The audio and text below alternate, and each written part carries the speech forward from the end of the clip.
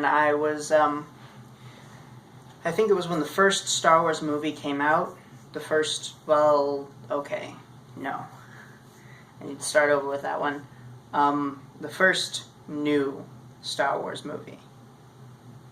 And I saw it in theaters, I think, 14 or 15 times with my family members. Various family members were like, hey, we think Ty would like this movie. We want to bring him with us. And they did. They all did. Every one of them. And I enjoyed it. I think I had the dialogue memorized.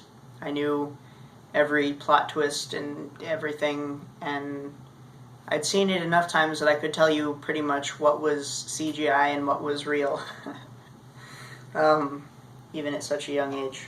But yeah, after that I decided I really like swords. I want to learn how to do stuff with swords. So I started fencing. Not really. I didn't start that until probably 15 years later. Something like that. But I did start with Taekwondo. And because I was like, I want to be a ninja and do stuff. But yeah, that's how I became a ninja. I knew some people who did Taekwondo, and that got me into it. So that's the first part of my life. That's all of it. That's all I did. My parents dropped me off at the dojo and never picked me up.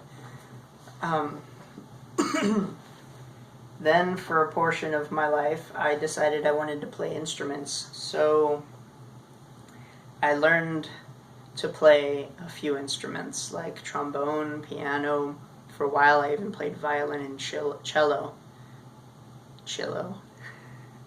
But that was fun.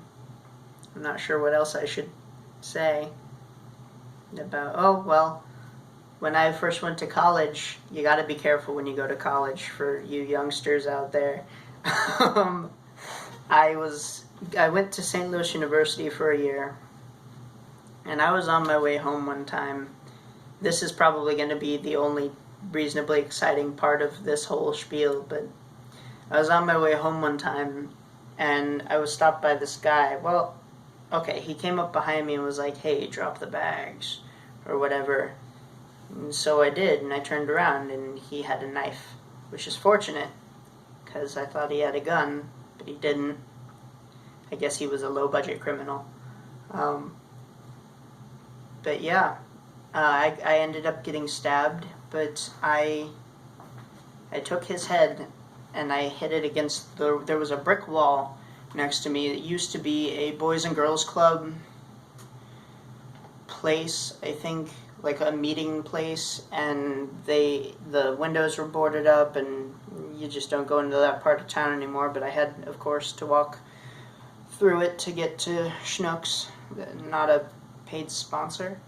So yeah, I got stabbed. I ended up going back to my dorm room, and I still have the knife. Unless I gave it to someone. I think I still have it. So I guess that's it. Oh, my filmographer person is my producer, my recorder, my cameraman. That's what he is. The man with the plan. He's reminding me to tell you what happened after I took the knife out.